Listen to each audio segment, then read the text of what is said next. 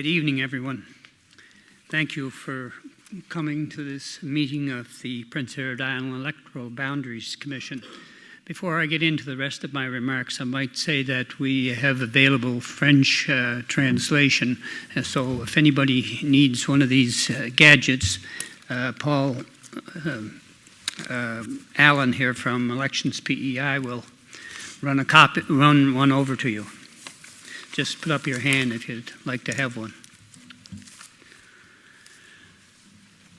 My name is Gerard Mitchell, and I'm the chair of the commission. The other commissioners are on my immediate right, Lynn Murray, and my far right, Libby Shaw. On my immediate left, Kerry Carpenter, and on my far left, Elmer MacDonald. I'm going to make just a few remarks and invite you folks to come forward and make any submissions that you might want to make or ask questions.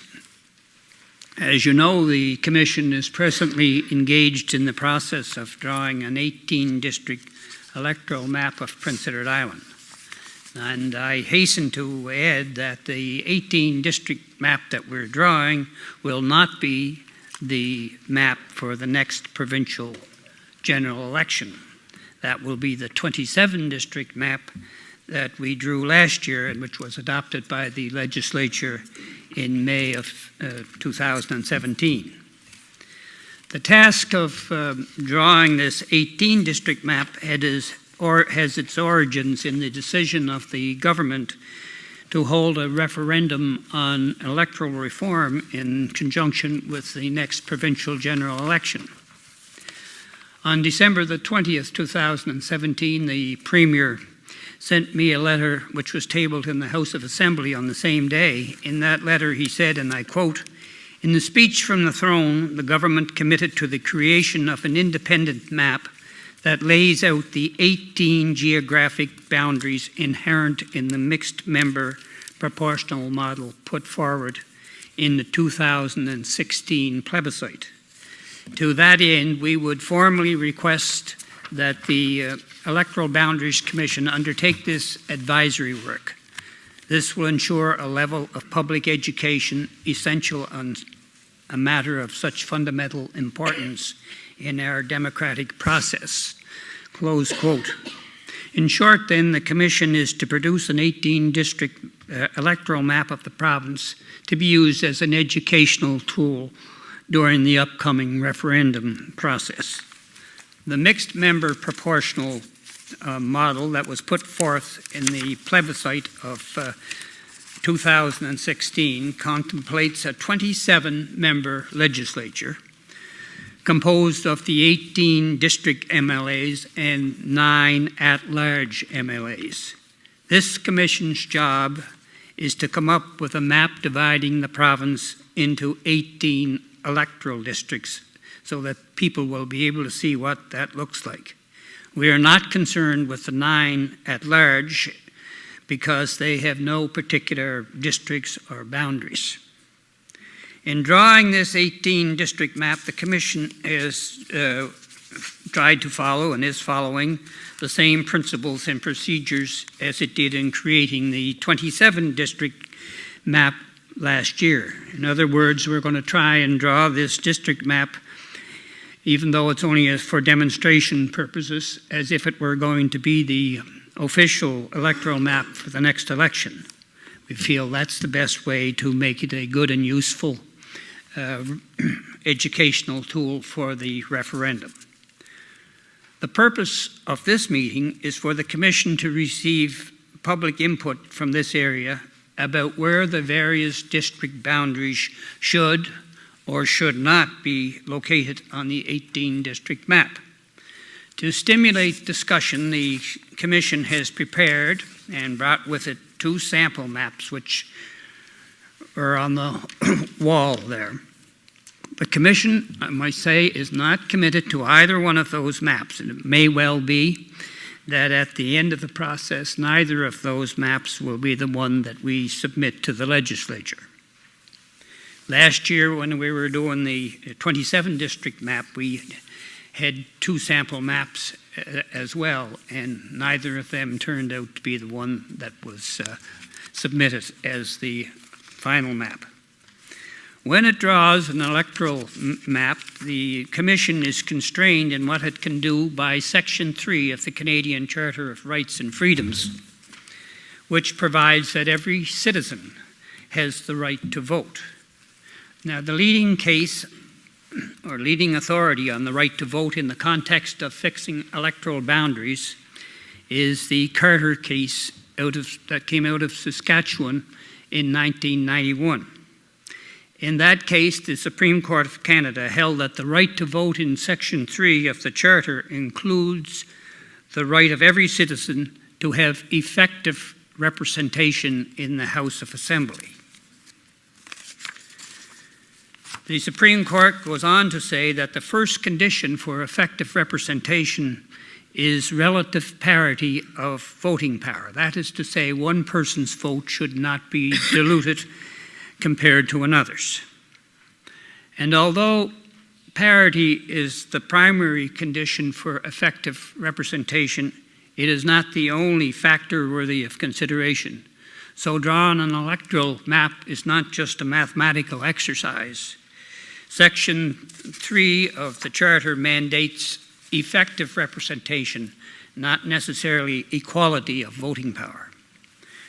Effective representation often cannot be achieved without taking into account countervailing factors such as geography, regional issues, community history, community interests, municipal boundaries, minority representation, and population trends. These factors can sometimes justify some deviation from equality of voting power. However, the Supreme Court also cautioned that any deviation must be justified on the basis that it is best for the government of the population as a whole, and further cautions that any deviation must be as limited as possible. In Prince Edward Island, districts are based on the number of registered voters. According to the records of Elections PEI, this province has about 100,000 registered voters. Based on 18 parity districts, that would mean about an average of 5,500 per district. The reason we are here is to get your help in identifying any countervailing factors that may have such a bearing on effective representation in this area of the province as may justify some deviation from parity. That is to say, some deviation from the 5,500 per district. It's not easy to justify a lot of deviation on Prince Edward Island because we are so small and so densely populated, and there are no major physical barriers. Our courts have indicated that a variance of 10% might be the appropriate one for Prince Edward Island. And this commission, in its last report, brought in boundaries that were under 10% in every district except one. Now you will note that on the sample maps, District 16 is much smaller than any of the other districts. That is because such a deviation is traditional and has been considered as necessary in order to provide effective representation for the island's Acadians. In 1996, the Supreme Court of this province ruled in favor of special consideration for the Evangeline Musqueam region. Now, I'm going to stop there, but before I turn this meeting over to you, I want to tell you that we have with us this evening Mr. Paul Allen, from Elections PEI, who will help us out with anything questions you may have, bring mics and so on. And the other person is Mr. Terry Scott, who is our mapping technician, and he can move boundaries around on the screen above for you to see what any change that you might want to suggest, what it might make the district look like. So with that, I invite anybody who wishes to start off the evening to come forward and address the Commission.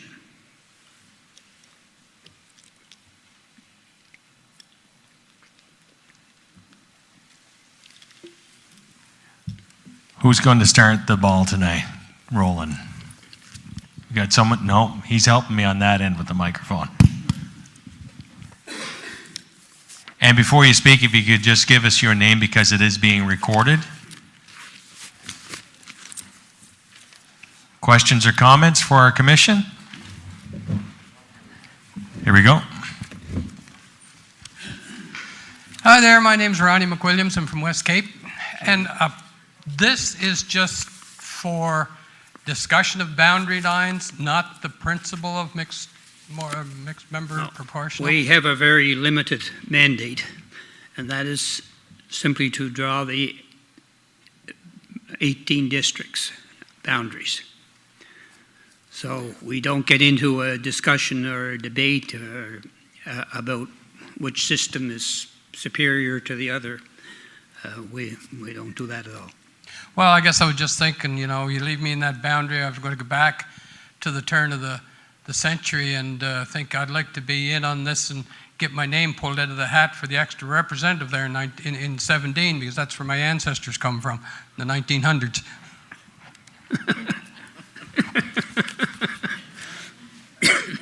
Thank you.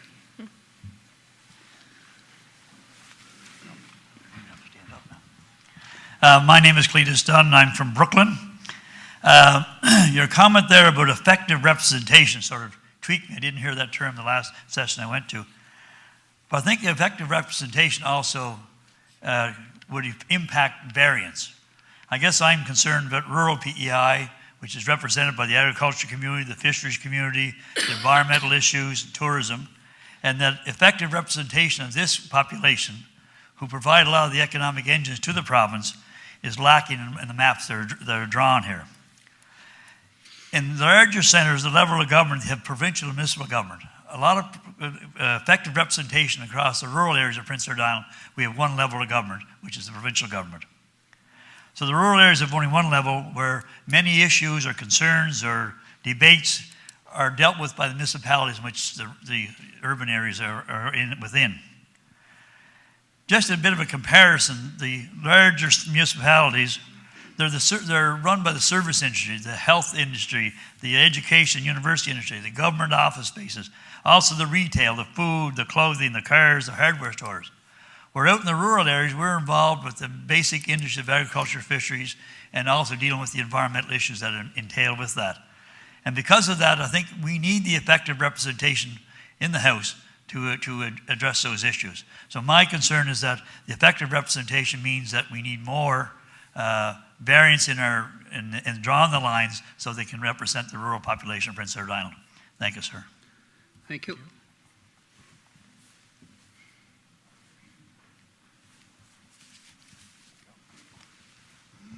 Hi, my name is Eva Rogerson, and I've always been interested in this because this discussion went on in 2001. There was an extensive study done on this at the time. In fact, I reviewed the report today, and it's very, you know, it talks about the 8 and the 9.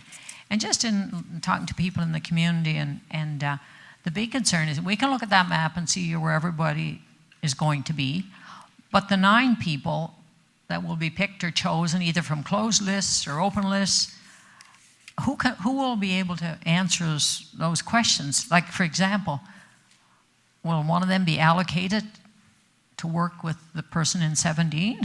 Do you know any? Can you answer that? I can't answer that. That's beyond our certificate. Well, and as I was reading, I mean, I suppose it's like, you know, when the campaign begins, there will be groups representing different coalitions that will have something to say on that. I don't know.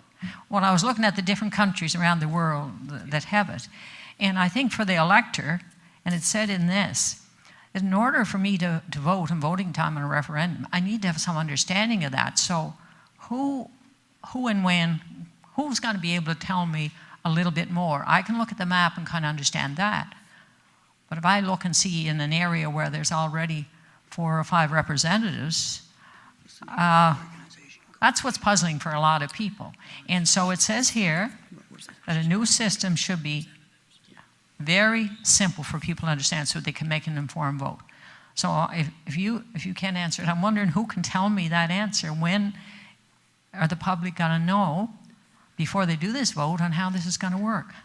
Well, I'm sure that there will be organizations that do that, but you have to remember that as yet the referendum legislation is not even in place.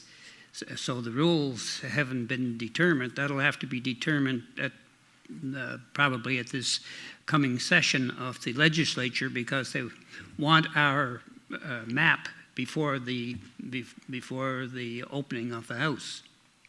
So I think the referendum legislation and rules around it are likely to be a matter of discussion in the legislature this spring. Well, Once that's done, then I expect that there will be organizations of people who support mixed member proportional and others who like the way things are. well, I think what happens right now, it's quite clear people know what they're voting for.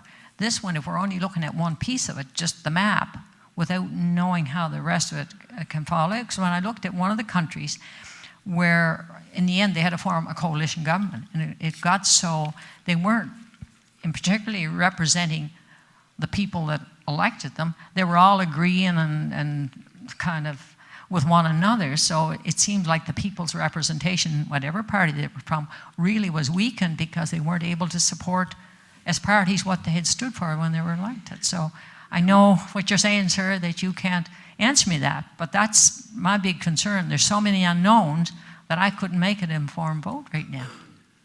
Thank you. Thank you.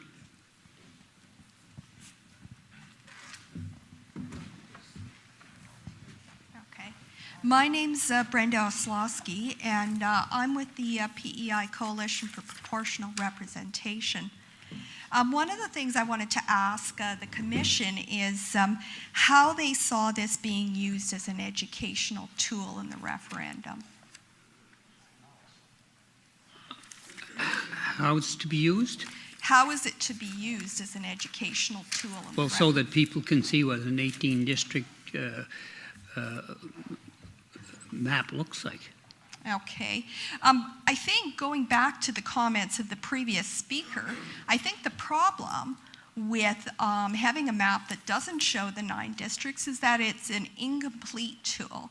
And I'm hoping that one of the things that the government Just a minute, you say the 9 districts? Sorry, that the nine list seats, without the 9 list seats, that this map of the 18 districts is incomplete.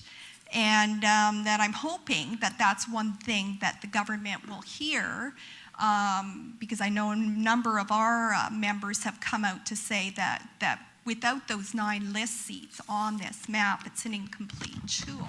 Yeah, but in my remarks, I said that there were going to be 27, 18 districts, MLAs, and 9 at large. Yeah, and that's great. The problem is this map will, when it goes out, if it only lists the 18 districts, so people are unaware that there's going to be 27 seats. And they are unaware that their representation won't maybe in effect be diminished because the districts are somewhat larger, but that it'll be enhanced because for most voters, they will not vote for the candidate that wins in their district. And so for them, it'll be especially important to be able to go to a province-wide MLA that they may have voted for directly off the list, and hopefully at least somebody from their party. And, and as far as educational program goes, I mean, I think there's lots of people that are concerned that if there is an election that the timeline for education is very short.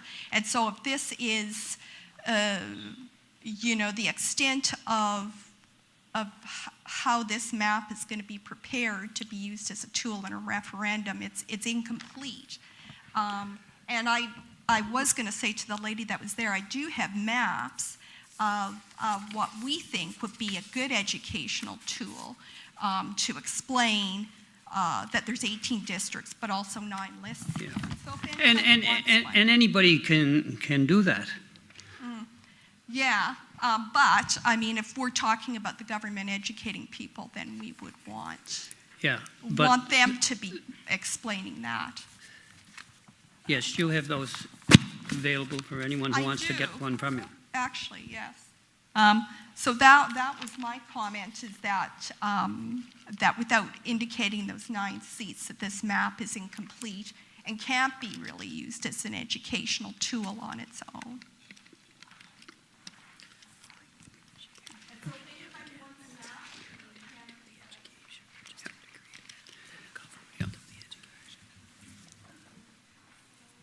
See, just to follow up a little bit on what you were saying, our job is not the educational part.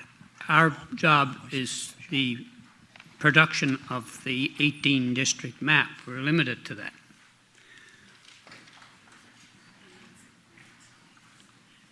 Copies down here.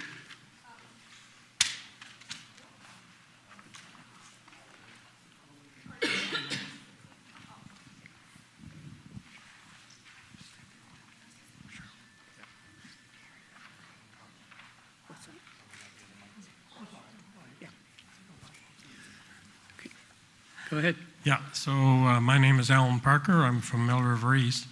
And this is the final meeting that you're going to have, public meeting. It's the last one, yes. Yes. I happened to be at the first one. I knew I saw you at an earlier one. Wasn't sure which one. So I guess you can call me Mr. Bookend or whatever. But so you've had views expressed to you. And just as a general question, has anyone said anything to you to convince you that lines should be moved before you submit your final map? Not a lot. You mean from what the maps that we have? Well, from comments in the meetings that you've had. Oh, yes. Yeah, definitely, yes. So you would anticipate that? I would anticipate changes. Okay. I was just wondering about that. Yeah, yeah.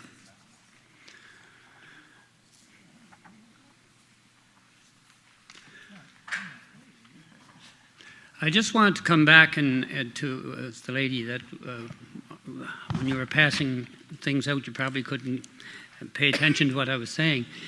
But I just wanted to remind you that we're not here to educate anybody about any of this. We're really here just to draw this 18 district map. Okay? I understand that, but I'm hoping that with the government. Yeah, well, I expect that will develop over time.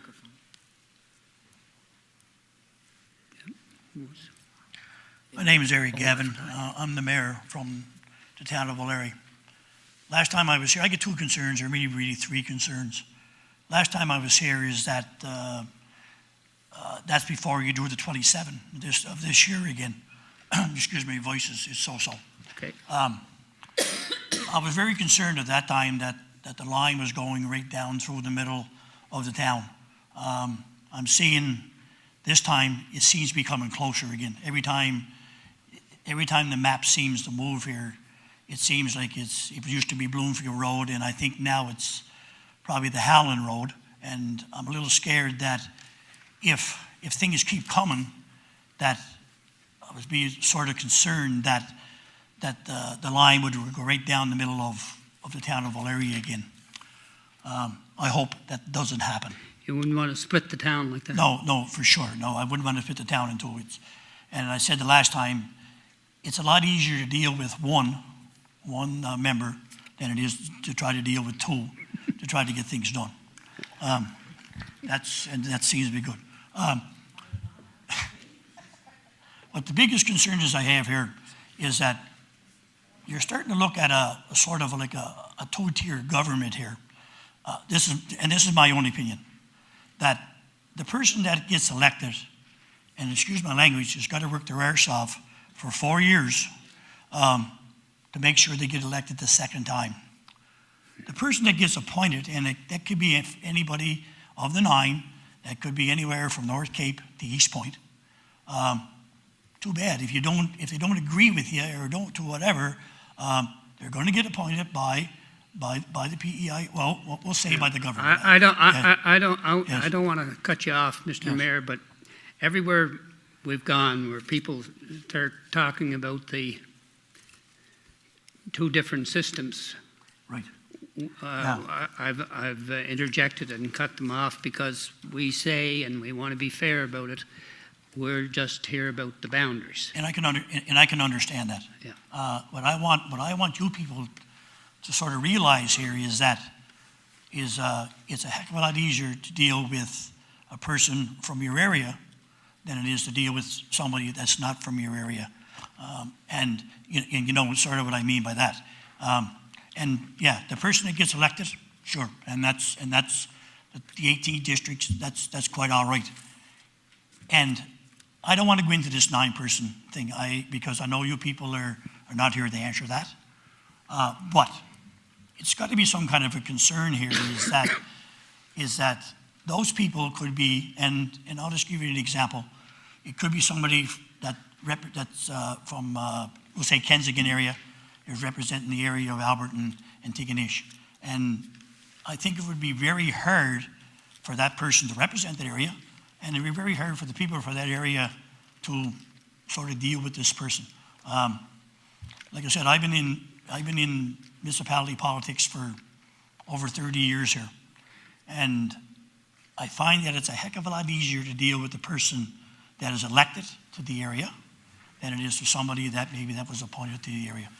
That's my only comment, and like I said, I'm sort of very feared on this, that this may happen. I'm not going to say it is, because maybe within, and you said it's not for this election. And what is the timeline on this? Is it 3 years from now before you fellows decide what happens here, or is it 6 Us? months? Yes. Our map, we hope to have it done in maybe sometime in the first 10 days of March. Okay, and that's 2 weeks. and that's for the 18, and that's for the 18 areas, right? Yes. But it's the other decision, and that's what I'm saying. You know, is it going to be? Well, that'll have to go to the legislature, and they'll have to bring in a referendum act, and I suppose it'll set out the rules of that game. Okay, and that's quite all right, as long And as. then it will be a question, as I understand it. The intention is to have a question then in conjunction with the next provincial general election. All right, great. Thank you very There's much. only one fellow knows Yes. when that's going to be. Yes, great. Thank you Not very me. much.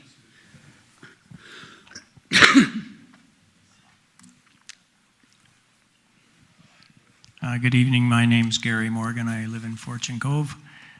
Thank you for coming west. I attended the Charlottetown meeting, as you may recall, and appreciated the comments and the information that we received at that meeting. I'm also grateful for the further information about variance. I think variance is of great interest to me, and I suspect to a lot of people in rural PEI. My concern, and I think it's shared by others, is voice. And rural PEI has struggled with trying to keep the amount of voice that it has in government. And I think I speak for all of rural PEI when I say that, and the trend is obvious that it's going to continue to erode. And so I understand that the variance is in legislation, and 25% is the legislated variance. I would hope that people, and I'm a little disappointed that there's not more people here, but maybe they'll tell their neighbors and friends what we've learned tonight and through this process. I also appreciate the comments about the charter and that the charter allows for exemptions or greater variances than what's in legislation, and the comments from the Supreme Court are interesting as well. I did contact Ms. Shaw and ask if it was possible to see a variation of the map that would show a 25% variance, which is what's in the Yeah, Elections Act. I was think we wondering could- if that was possible. I think we can go there now. Perfect. May take Terry a few minutes, but we just did the western Right. end. No. of the Well, three districts. I can say that's where my heart lies. I'm sure that's the case. Are we there? Yep. So this map shows maybe you could just roll it up a wee bit. Yeah. Since we'll get no, I meant to get Evangeline in there. Okay, so we're looking at 3.5 ridings, I guess, essentially 3. That magic line that we see on the other maps is probably a little bit to the east of the boundary of District 16. But what it tells me is that legislation says that we have the ability to have a 25% variance. And what this should show you is that the most seats we'll see in West Prince, even with 25% variance, is 3. I don't want to get into a political debate about mixed member proportional because that's not the mandate here tonight. However, I do believe that representative democracy does come at the ballot box, as Eric has mentioned. And so for me, we have 5 seats in Western Prince Edward Island today, and I think we need to do all we can to hang on to those 5 seats. So this 18 district map shows me with a 25% variance, the best we can see is 3 seats. So I see us losing 2 seats of democratically elected people that represent us. And I don't want to talk about the 9 people at large because that's a philosophical debate that we will not have here tonight. I wondered, Justice Mitchell, if you could, or if you have knowledge about the degree of variance elsewhere in Canada. Do you know what the maximum variance that has been allowed Well, there's to some stand? in some northern areas like the Yukon, it's unlimited. But going across the country, BC, 25%. Alberta, I think, is 25%. Saskatchewan is 5%. In the southern moiety of Saskatchewan. Manitoba is 10%. Ontario, I think, has 25%. Quebec, I'm not sure. New Brunswick has 15%. Newfoundland has 10%. Nova Scotia has 25%. And we have 25 on paper. So yeah, I'm interested in the prairie provinces particularly. So Yeah, 10 when you say 10 10, and is that the 10 legislated variance or is that the actual variance that the charter has allowed to happen? No, where I got that was there's a recent study that was done for the government of Nova Scotia, and I pulled out the page actually. I can have it here, and it says Saskatchewan 5. Manitoba 10, Newfoundland 10, New Brunswick 15, Alberta 25, PEI 25, Canada itself nationally 25, BC 25, Nova Scotia 25, Quebec 25, Nunavut 25, and the Northwest Territories and Yukon no numerical number. Okay, I'm just a little confused. So that's the actual variance that's in place, or is that the legislated? Legislative. Right. Do you know what the actual variance might be, say, in a province like Saskatchewan or Manitoba, where the vast majority of the people live within maybe 100 miles of the American border? No, I don't know what the actual variances are. But there are definitely extreme variances in those 2 provinces, I would assume. Oh yeah, and in the northern sections in particular, there'd be. And so, can I be safe to suggest that the charter has said that's okay? The charter didn't say that there was anything wrong with the 25% in Alberta.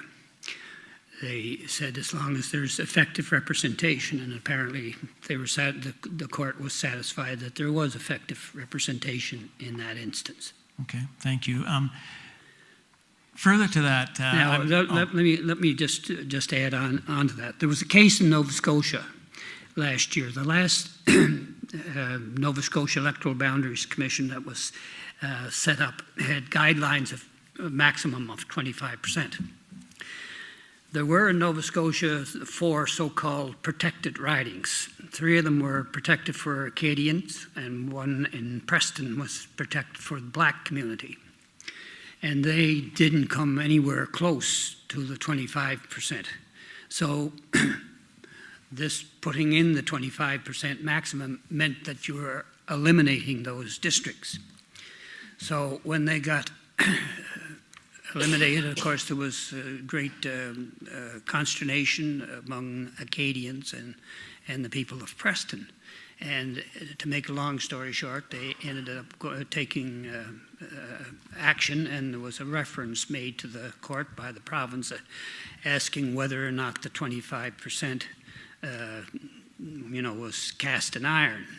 And the court said, yes, the commission has got to be able to decide what is effective representation, and the legislature can't put a 25 or any other barrier in its way. If that's what it needs to do, then it's got to be free to take that into consideration. So the 25, the 10, or the 15 are all subject to the charter. okay. I believe, and I might be wrong, but it's been a practice of the Electoral Boundaries Commission to attempt to get towards parity as opposed to variance. I'd say that's fair, yeah. And so would you be able to suggest what the greatest amount of variance might be considered by the commission when you finalize the map? Well, let me say, outside of, let's leave the Acadian district alone. In our last go-around, meaning the 27 that we did last May, the average was just under 10%. And that's what the commission came to as a body that was justified. To be consistent, I don't see any change from that. Okay. And I think that's reflected in the 2 models you've given us. A lot of them are close to 100%. Yes. Except for District basically, 16. in those 2 models we've given you, and the first model number 1 is basically a parity map. Mm-hmm. Model 2, we made some variations along the lines of what we did with the 27 district, because if you notice the final map for the 27 districts, the ridings at the extreme ends on both ends are a little smaller than the ones in the central part of the province, and that was because the commission was satisfied that it's a little more difficult for a rural MLA to serve his clientele than it is for an urban one, and I think that resonates with what you're saying. So we tried to build some of that in. Of course, on the other side, you got in some of those urban areas or near urban areas, you got tremendous growth going on. So you got an argument there that's saying, well, you got to leave us some room for growth. So it becomes difficult to accommodate all of these factors. Yeah, thank you. I don't want to hog the evening, but I do have a few more questions, and there's not a lot of people in the room, so I guess I'll carry on until somebody tells me to shut up. Carol always says they shouldn't give me a microphone sometimes. I have done some number crunching too, and I recognize your comments, of course, about the variance that's been allowed in the current map. And what intrigues me is that, as I said at the start, my concern is rural voice, and I think, and we keep talking about we don't want a rural-urban battle or a rural-urban divide, but the reality is there is one, and the reality is it's going to continue. So as a member of rural Prince Edward Island, will fight passionately for the limited vote that I have, and hopefully we can defend what we have. So my number under democracy is 5 seats for Western Prince Edward Island, and since I don't see members at large as being a democratic process because it's a choice of the back room and they don't answer to anybody, but anyway, that's another argument for another day. 5 seats is really what I think West Prince and Kings County needs to look at the same thing as well and say, these are the numbers we need. And Cletus made some very important points. We know that many premiers have said in the past that as rural PEI goes, so does the province. We're the engine of this economy. Yes, the middle has a lot of contribution, but it's service contribution, and the ends of the province are the generators of our prosperity, and we need that voice in order to protect the institutions that will keep people in these areas and thriving and prosperous. And of course, we can think about hospitals and we can think about schools. We the West had a major battle recently because we stood up for what we deserve and what we need.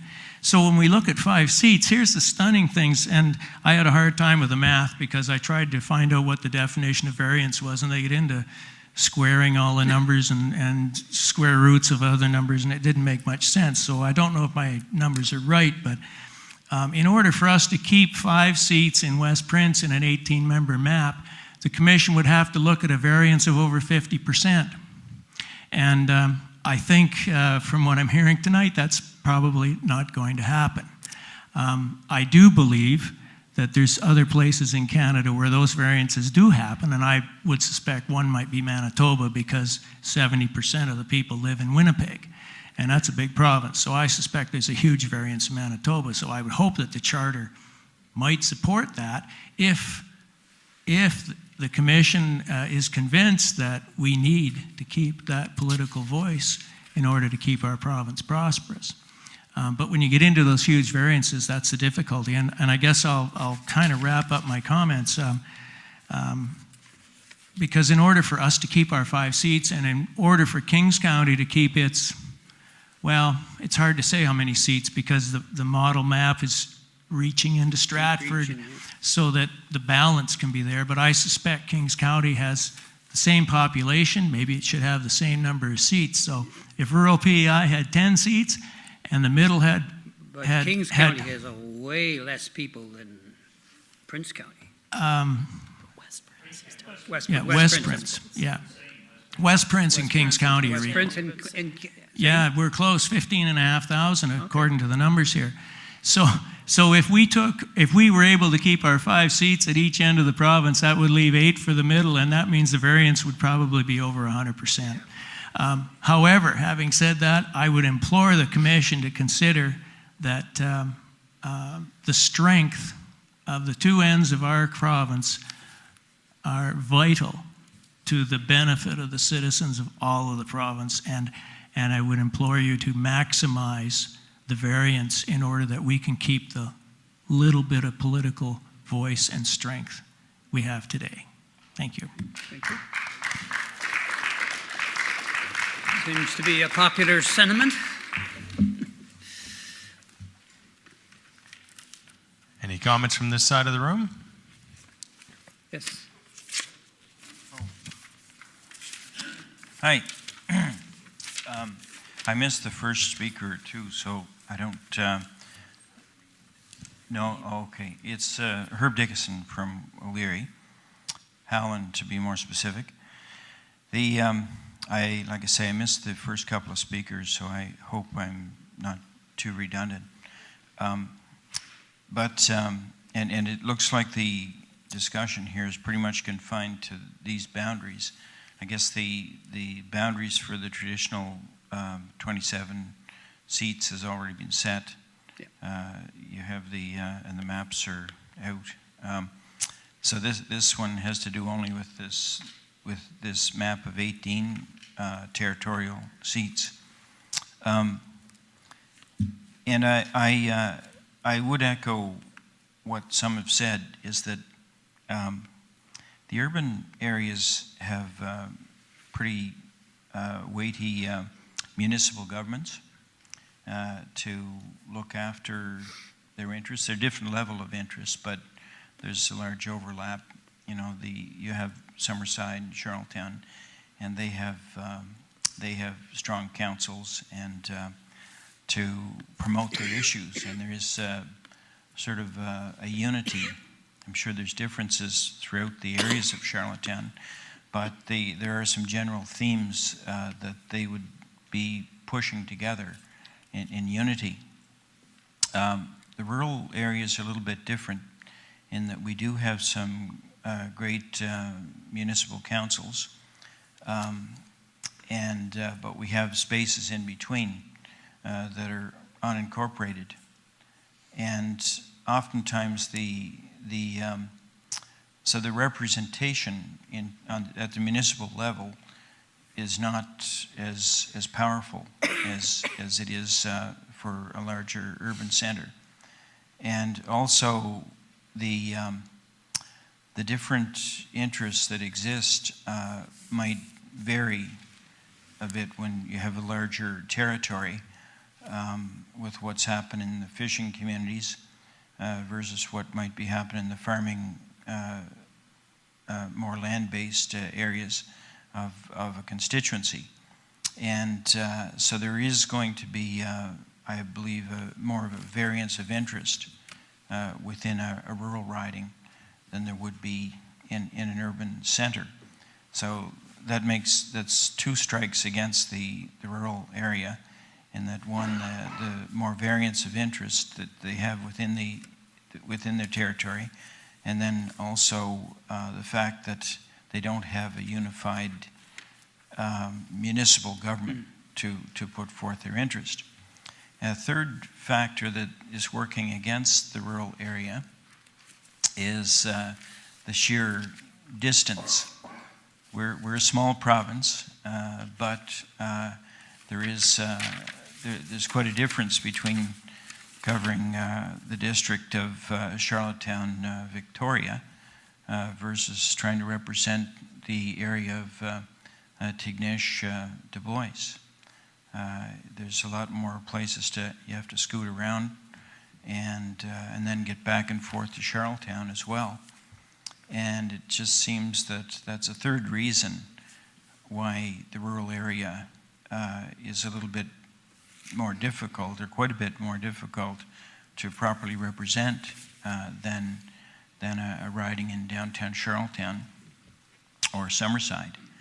So I think the tool of variance should be used in a big way to favor the rural areas, to account for some of those difficulties that rural representation has. And when I look at this map here that you've put together, it looks like you're pretty much going, except for the Acadian area, everything is pretty much right at par.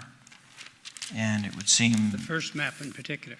Yeah, and so I think taking into account some of those factors, I think there should be a stronger move moving toward at least 20% variance, if not 25%, because you might argue for 20% versus 25% because just to allow for a bit of growth and urbanization that might take place over the next 3 elections.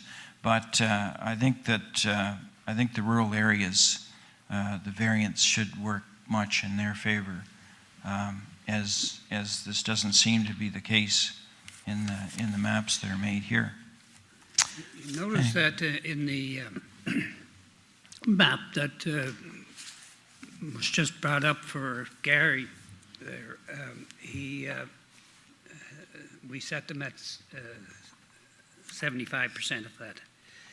But look where it pushed all the people. You know, when you get down to Summerside, you're around 14,000. Can you roll that up a little bit? Yeah, can you roll that back? Like the numbers Well, No, we didn't do the whole province. We just did the western end. But we're sort of pushing them down the road. And another thing about 25%, it's 25% from the average. But if you give somebody a 25% advantage here, someone over here is losing that 25%, and the difference isn't 25%, the difference is 50%. That's one of the things that you have to realize. Well, the part that would lose, as you suggest, would be the urban areas. Like I say, they have the stronger benefit of unified interest and council and all those other things. I understand what you're saying there, all right, but there's been a couple of court cases over that very thing already. Well, yes, yeah, the court case that led to the 1993 change, that was, we're talking about ridings that were 10 times different in size. I mean, it was so... Yeah, they were pretty different, there's no question there. That was quite blatant, but Yep. I guess what I'm suggesting is a much more modest variance than that was, but something that would favor the rural areas in a better way. Thank you. Thank you, then.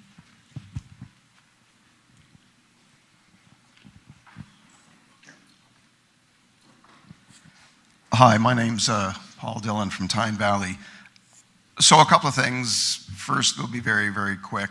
To go from 5 down to 3, representation in Western PEI is diluting it quite a bit. But second point, if I look at District 16, and again, that's the one that we've identified as being, for lack of a better term, unique. Can we blow that one up? 16? 16. Yep. No, that one's good right there. Evangeline Musquesh, Acadian population. When I look at where the borders are, Birch Hill, Northam, we're almost like an outlier there. Is that number 3559? If that was probably 3,000 or 2,500, I guess that my concern would be in the northern part of that, the representation, or our representation with respect to the Acadian population. Not there. Not there. No. Thank you.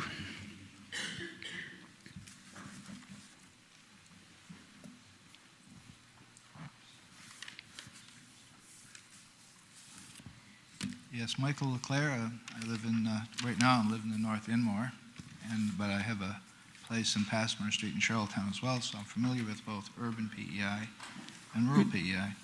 Could you speak just a little bit louder? Yes, I live in North Inmore, Yep. But I've got a house in Charlottetown as well, so I'm back and forth quite a bit. And I appreciate the fact that this is about the map.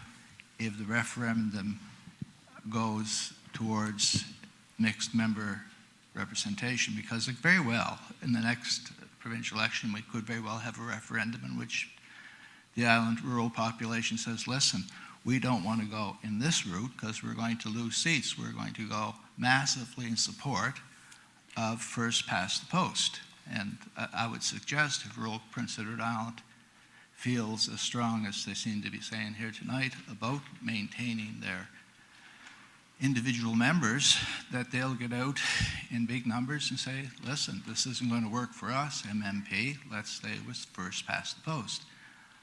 Now, if it goes the other way, I have no clue in the world which way it's going to go to MMP, well, then we're going to be left with 18 seats. I don't buy this here line that I get, because I was brought up in West Prince, I live in West Prince, this slide that there's 2 islands, urban PEI and a rural PEI.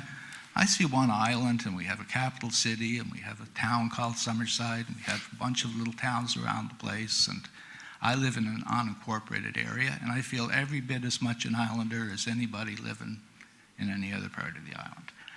So that's it for my little spiel on that front. And I'm as proud of being from rural PEI. I went to Mount Pleasant School, shipped into Athena, and, you know, I know as much about rural PEI as the next fella.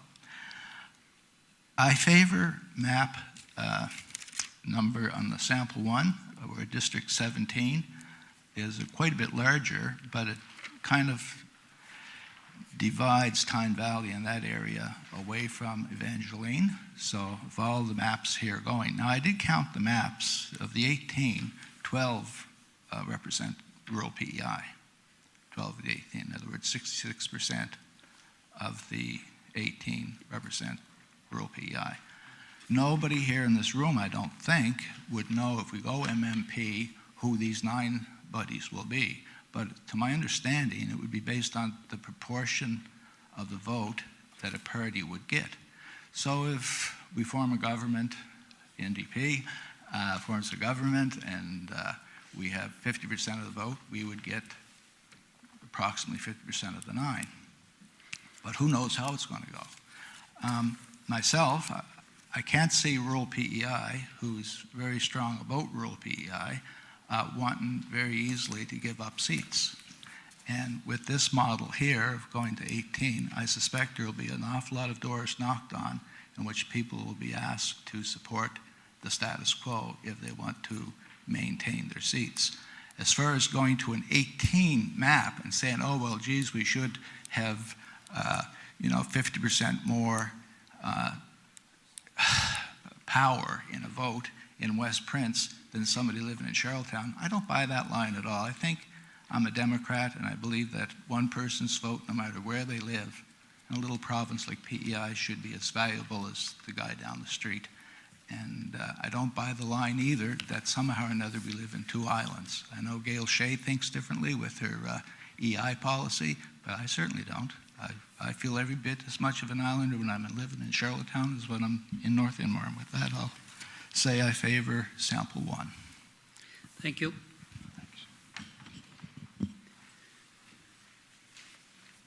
Any comments from this side?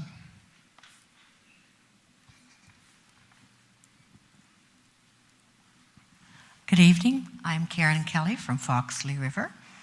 Could you give us the roads, the boundaries of the sample 1 and 2? Start with that, between the blue and pink.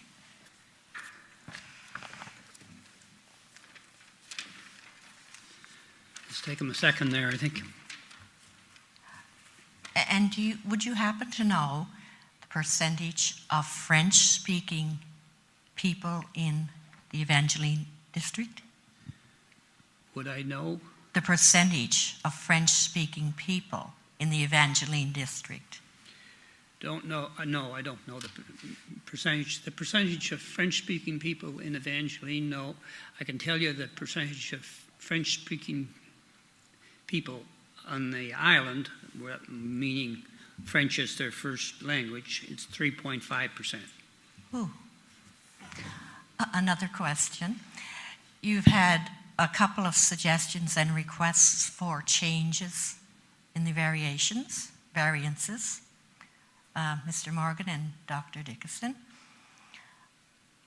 With those, and one got applause, with those suggestions or questions, where would the commission go from here with those questions of changes to the variance?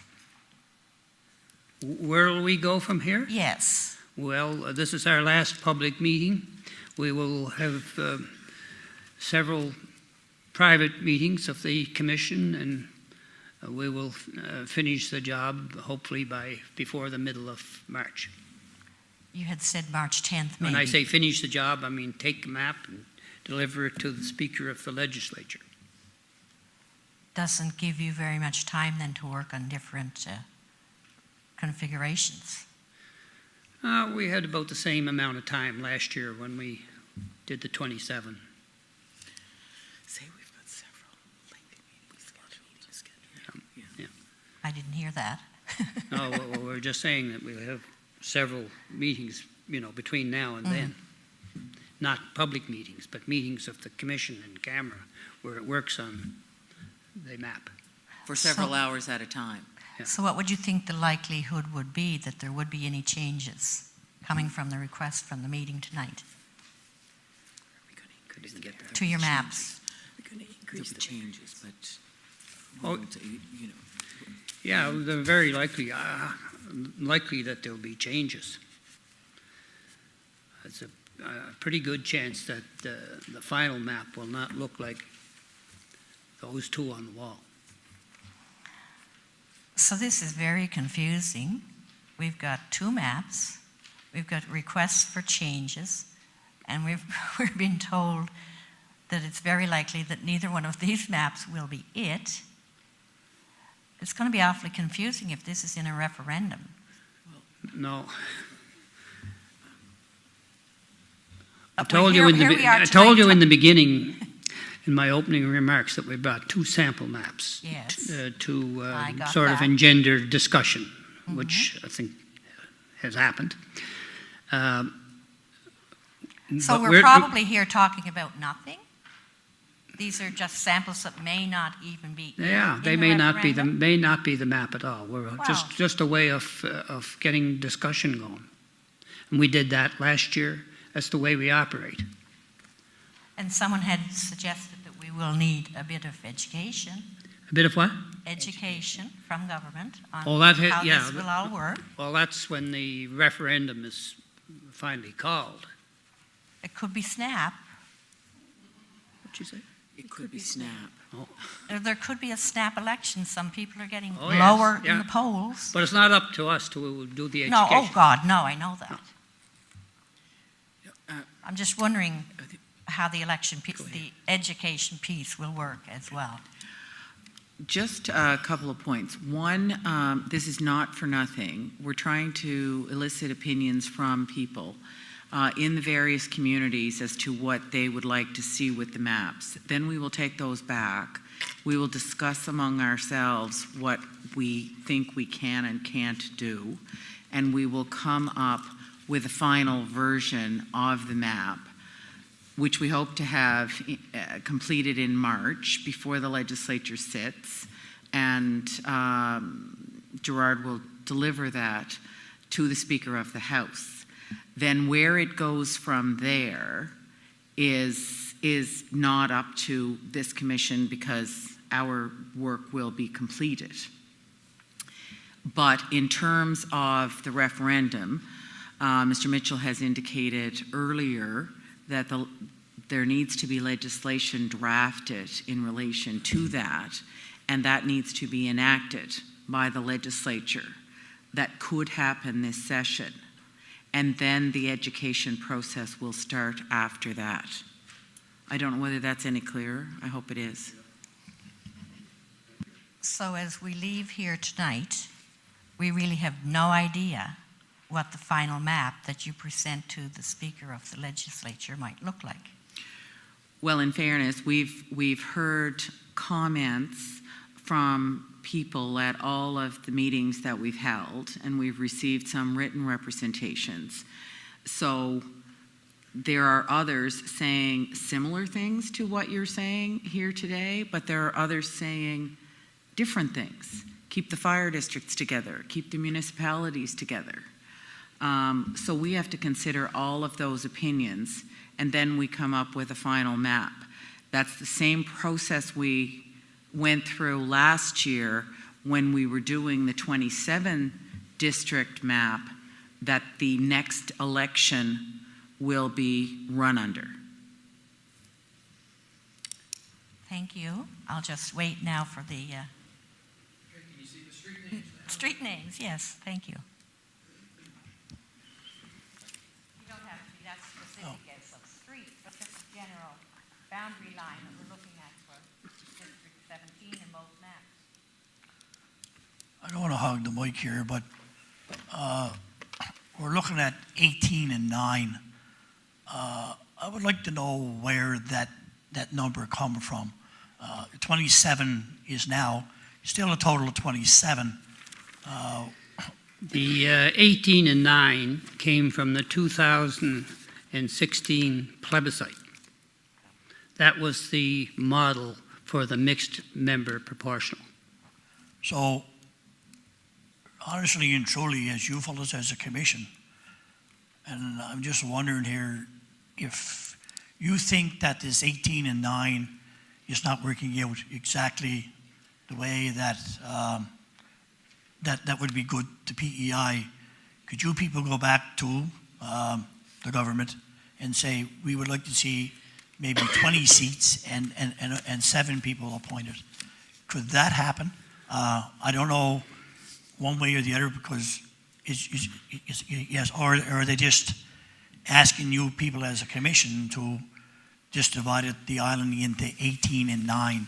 Or that's what I'm saying. Could you people go back to the government and recommend that maybe it should be, like you said, 20 and 7 or 21 and 6? And could that happen? I guess more than anything. No, they've just asked us to draw a 18 district electoral map, period. That's all we have as a mandate.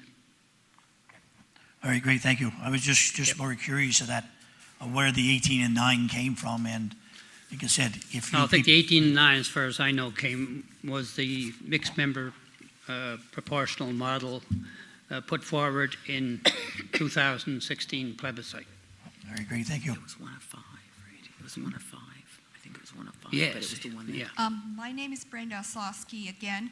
The 18 and 9 was the recommendation of the Democratic, the Special Committee on Democratic Renewal, and it's kind of the very least number of list seats you can have to actually deliver proportional results. Any fewer list seats and you don't get adequate proportionality. Thank you. John Handrahan, currently District 27. I arrived late, so if you've already gone into this, I understand. But could you shed some light what principles around communities of interest or other factors governed how you came up with the lines in the two proposed model maps? Well, communities of interest are things like municipal boundaries, historical connections, minority representation, those kinds of things. Sometimes it's where people go to shop, what direction they go in, where they play hockey. I mean, there's all kinds of, and of course, a major one is the school districts. So those are some of the examples.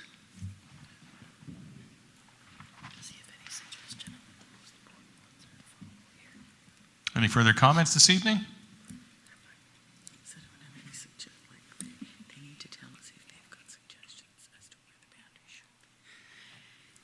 Now, one of the things that we came here looking for, the principal thing maybe, was to any suggestions that any of you may have about where the boundaries should or should not be in this particular area of the province. If you like the ones that we have, or should they, be somewhat or an awful lot different? Now, inherent in some of your comments was an answer that there certainly should be considerable difference. Yes, sir. Hi, Robert Henderson. I guess I'm the MLA of the existing riding of O'Leary-Inverness. I guess if you're picking a choice, I know Michael Leclerc mentioned about sample 1. I guess if I was to pick the 2, I would pick sample number 2 instead of, and the reason being is that you're pretty well at least including the Westisle school zone in that version and most of what would be West Prince and also the historical area of the old ridings of, say, Second Prince and things of that nature. So if I was looking at, and the same with the map above that, sample 2 for 17 and 18 seems to be a bit more reasonable. And I just wanted to correct Michael a little bit. He does live in an incorporated area, actually. North Inmore is in the municipality of Lady Slipper. So I just thought I'd correct that. Their annual meeting is tomorrow night, Michael. I never realized how much incorporated areas there were till I got into this business. Exactly, yeah. So Something anyway, like 78 or 79 incorporated areas in this province. Yeah. So anyway, I just want to thank the committee for coming up here and giving some information on the subject, and I'm sure it'll be a pretty active debate in the next provincial election campaign and the plebiscite, and I think there will be lots of information, pro and con, on the subject of I think we'll electoral find systems. we're living in interesting times. Indeed. So anyway, thank you very much.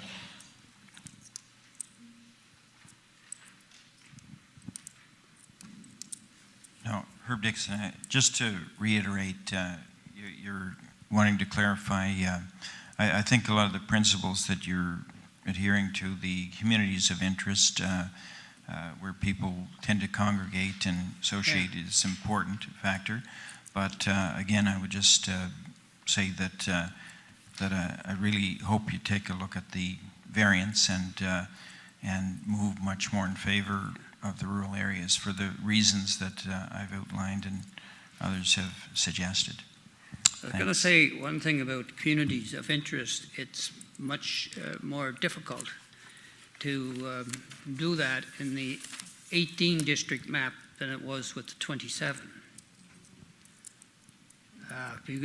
When we cut from 27 to 18, we were making those districts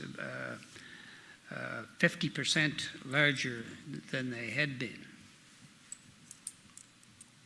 So our average under the 27 district map is something like 3,700 per district, whereas under the 18 district map it becomes 5,500.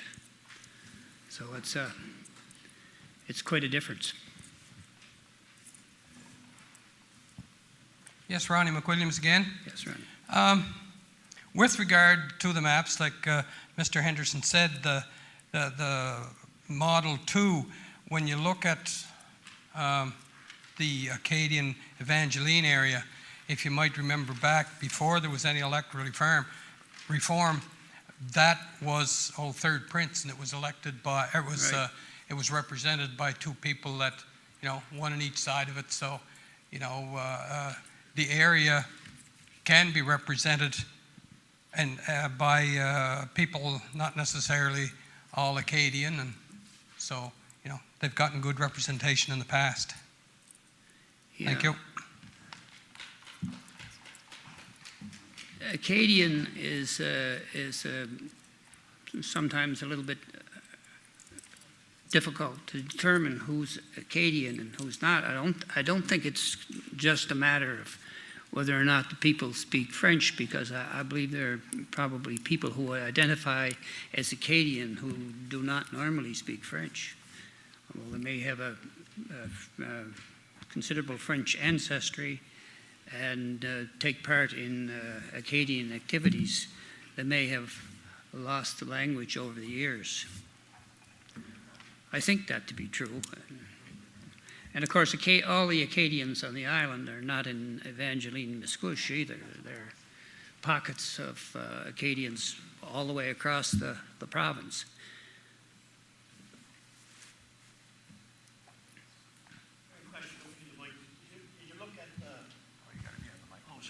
Sorry, you're recording this.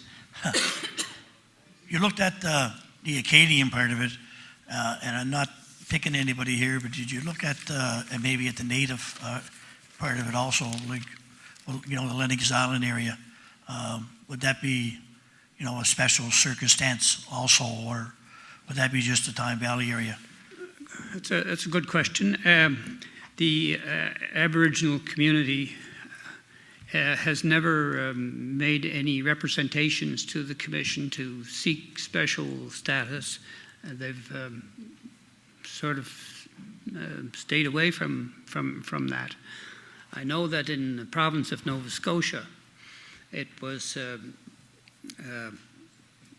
put forward at one time that a number of reserves could be put together and form a non-contiguous district, but the people, the Aboriginal people themselves, didn't want that. They preferred the way that they were, and instead of having just one MLA, they might have MLAs wherever they were. So I thought that was to their advantage. Now, like the Acadian population, the Aboriginal population on Prince Edward Island is dispersed across the province pretty well too. There's Lennox Island, there's Scotchfort, there's Rocky Point, and of course there are many who don't live on any reserve. And I think they're only about 2% of the total population, which is even fewer than the Acadian population. But anyway, to answer your question, they've never made an argument or a case for special status. John Handrahan. Just one more question about where the line is drawn. I've lived in a couple times, well, in different areas where the boundary was the road, so that my neighbor across the road was in a different electoral district. I didn't bring my glasses, so when you pulled up the bigger picture, I couldn't see. Is this map also dividing along the roadways, whereas you could also choose to divide along back property lines or something along those lines? In the map we drew in the spring of 17, we didn't use, for the most part, roads as boundaries. This would be our intention to do the same this time.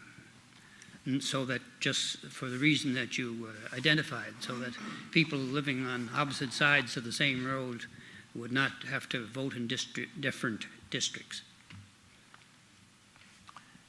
And that's kind of a community of interest issue in itself that we tried to, which we did address last time. Some areas you couldn't get away from it, and especially you can't get away from it altogether in the urban areas. Herb Dickinson again. I'm not in a great position to speak for the Aboriginal people, but one consideration that it would have to be in consultation with the Aboriginal community, but with 2% it wouldn't be enough to form a riding.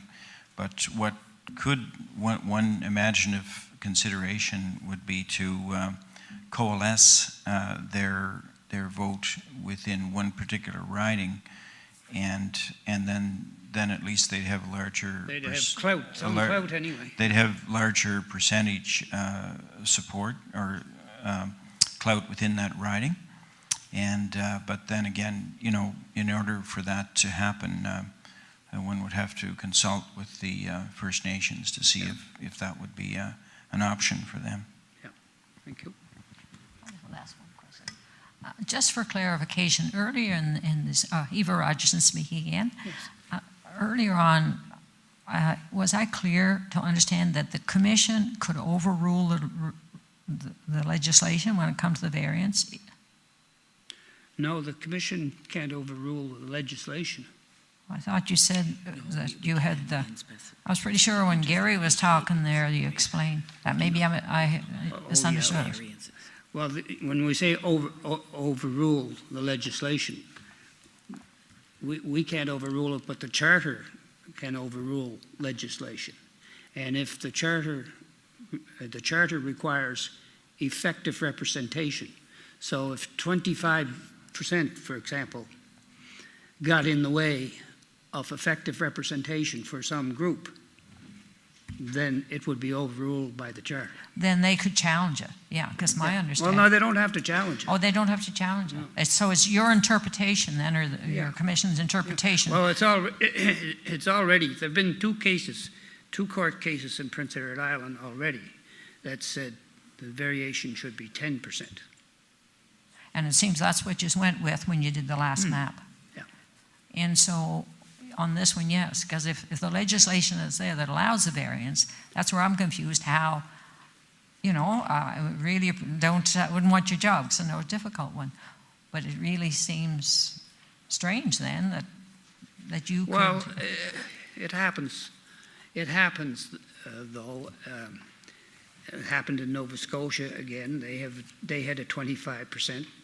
The court said, no, you can't do that if it gets in the way of effective representation.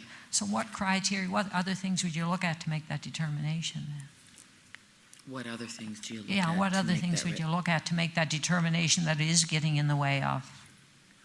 Well, it was going to do, in the Nova Scotia case, it was doing away with the protected ridings for the Acadians and for the blacks. But as far as for the rest of us, there's no criteria then? No. Okay, thank you. So, you know, the 25 is there as long, it doesn't get in the way that often, but sometimes it does. Sorry, the first map wasn't taken into consideration at all. Sample map number 1. That's Perry, for discussion. Yeah, but it seems strange that there's no variation at all in the first map. No, in the first map, there's variation for 16 in both of them. Yeah, for 16, I'm talking about all the rest of us, sorry. Yeah, the rest of them are pretty well spot on, yeah. Yeah, thank you. Mrs. Rogerson, that's, the first map was drawn with parity except for 16. So it was drawn with the intention that all ridings or all districts be equal except for 16. There's other criteria like geography, like there's 8 or 9 things in the list. So Sure. it seems like one has the overriding factor, the one they used. Yes, well, it's the primary condition So of they- effective representation. The Supreme Court has said the primary condition is parity. So they might as well not put in the other ones pretty well, because each time it seems like that's the overriding factor. It's very, well, as I say, the court itself said it's the primary condition. So the other 8 or 7, The I other know I ones have the are- list at home, I didn't bring them. But it seems consistent that parity is the overriding factor as far as people versus Well, geography. you got to work hard to justify moving away from parity. That's right. Can be done, but it's not easily. Okay, thank you.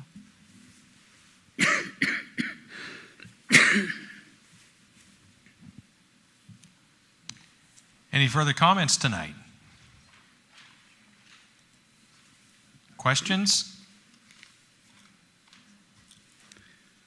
Suggestions?